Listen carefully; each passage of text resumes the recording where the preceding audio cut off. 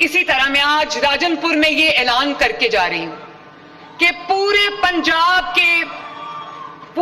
پنجاب کے طول و عرض میں، یہ آج میں پہلی بار بات کرنے لگی ہوں، پورے پنجاب کے طول و عرض میں حکومت کے پاس حکومتی ملکیت میں جو زرعی زمینیں ہیں اس کی تعداد لاکھوں ایکڑ میں ہے، تو میں وہ تمام زرعی زمینیں پنجاب کے وہ غریب عوام جن کے پاس روزگار کا کوئی ذریعہ نہیں ہے، جن کے پاس کوئی آمدنی کا ذریعہ نہیں ہے، ہم ان کو 3 سے 5 ایکڑ بالکل فری آف کاسٹ زرعی زمینیں الاٹ کریں گے اور اس پہ فصل اگانے کے لیے ان کو کسان کارڈ دیں گے تاکہ وہ اپنا بیج لے سکیں، اپنا فرٹیلائزر لے سکیں، اپنا پیسٹیسائیڈ لے سکیں، اور ان کو وہ بالکل ان کو وہ بھی دیں گے جو مشینری کے لیے اگر ان کو قرضہ چاہیے وہ بھی دیں گے، رعایتی نرخوں پہ ان کو مشینری بھی فراہم کریں گے۔ تو اس وقت پنجاب کا 2.5 لاکھ ایکڑ ہم دینے جا رہے ہیں پنجاب کے غریب عوام کو، اپنا کھیت اپنا روزگار میں انشاءاللہ تعالی، کیونکہ یہاں پر ینگسٹرز بہت بڑی تعداد میں بیٹھے ہیں، ینگسٹرز میرے دل کے بہت قریب ہیں۔ کل میں ٹی وی دیکھ رہی تھی تو میں نے دیکھا کہ خیبر پختونخوا کے وزیر اعلیٰ سے وہ کسی یونیورسٹی میں گئے ہوئے تھے اور ان کو تھا کہ بڑے نعرے لگیں گے، بڑے لوگ واہ واہ کریں گے، کیونکہ ان کو لگتا ہے کہ انہوں نے جو بیانیہ چلایا تھا وہ اب لوگوں کے دلوں میں گھر کر گیا۔ تو ایک بچی نے کھڑے ہو کے اس سے سوال پوچھا کہ جعلی حکومتیں ترقی کر رہی ہیں، جہاں جعلی حکومتیں ہیں، سو کال جعلی حکومتیں، وہاں پر صوبے، ظاہر ہے ان کا اشارہ پنجاب کی طرف تھا اور فیڈرل کی طرف تھا، ہمیں جعلی کہتے ہیں نا وہ، کہ جعلی حکومتیں ترقی کر رہی ہیں، اور جہاں پچھلے 13 سال سے حقیقی حکومت ہے وہ صوبہ 13 سال سے زوال کا شکار کیوں ہے؟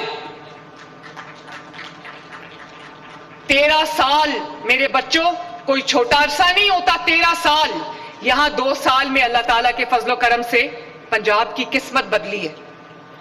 13 سال کوئی چھوٹا عرصہ نہیں ہوتا۔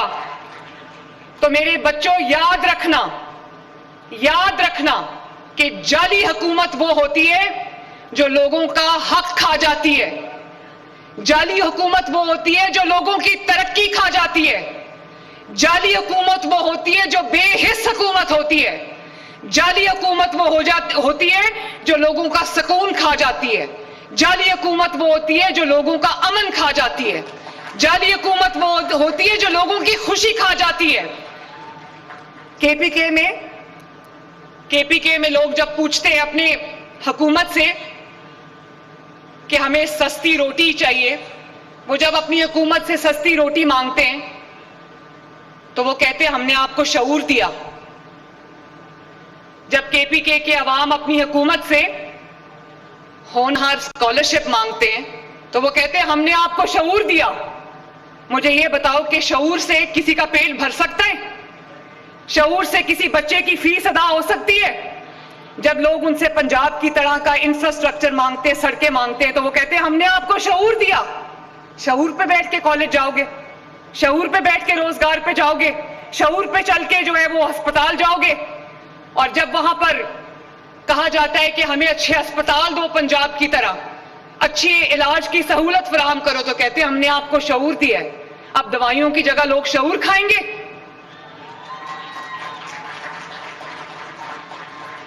جب کے پی کے کی عوام سے لوگ روزگار کا سوال کرتے ہیں تو وہ کہتے ہیں ہم نے آپ کو شعور دیا ہے۔ اب لوگ شعور کو کمائی کا ذریعہ بنائیں گے؟ جب کے پی کے لوگ ان سے اچھی سواری مانگتے ہیں، گرین الیکٹرو بس مانگتے ہیں، میٹرو مانگتے ہیں، تو وہ کہتے ہیں ہم نے آپ کو شعور دیا ہے۔ تو کیا شعور پہ بیٹھ کے لوگ سڑکوں پہ ٹریول کریں گے؟ آواز آ رہی ہے مجھے آپ سب کی؟ آ رہی ہے۔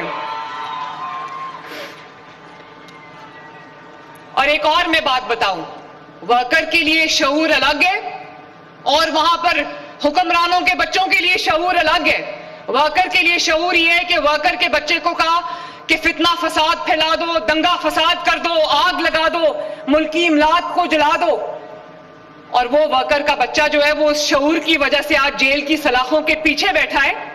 اور اس بچی نے کہا کہ لوگوں کے, ورکروں کے, ووٹروں کے بچے تو اس وقت جیل میں سلاخوں کے پیچھے سڑ رہے ہیں, اور آپ کے بچے جن کے پاس انفلوئنشل سفارش تھی وہ آج جیلوں سے باہر آ کے اپنے اپنے محلات میں آرام کر رہے ہیں یا ملک سے دور جا چکے ہیں.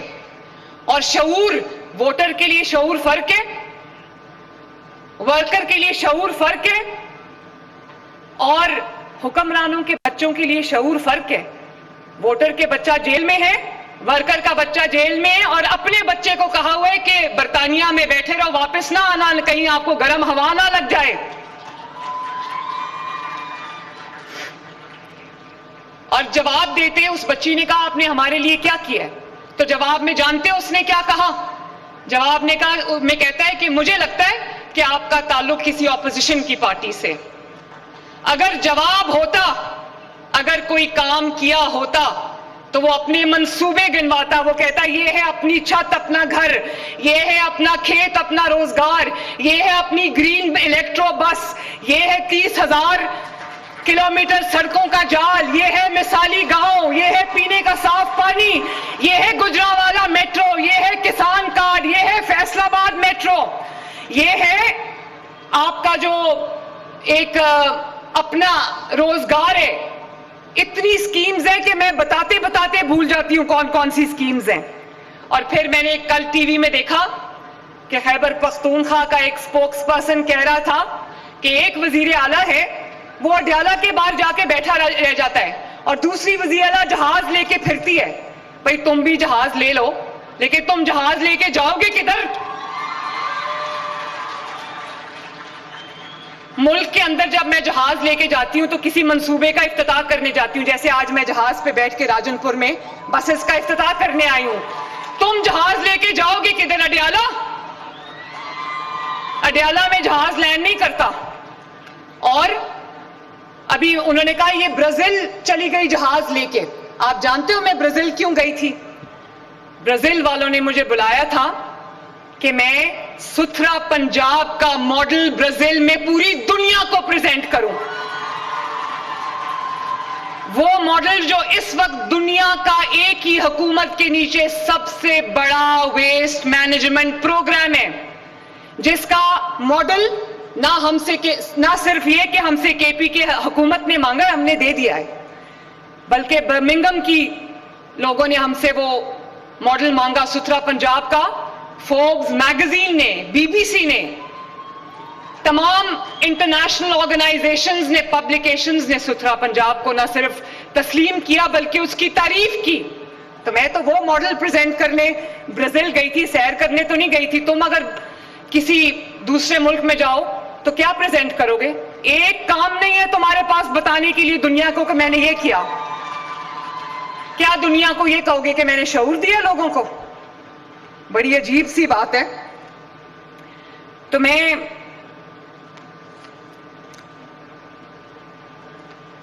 آپ کو یہ کہنا چاہتی ہوں کہ پنجاب میں اس وقت خوشی کا ماحول ہے.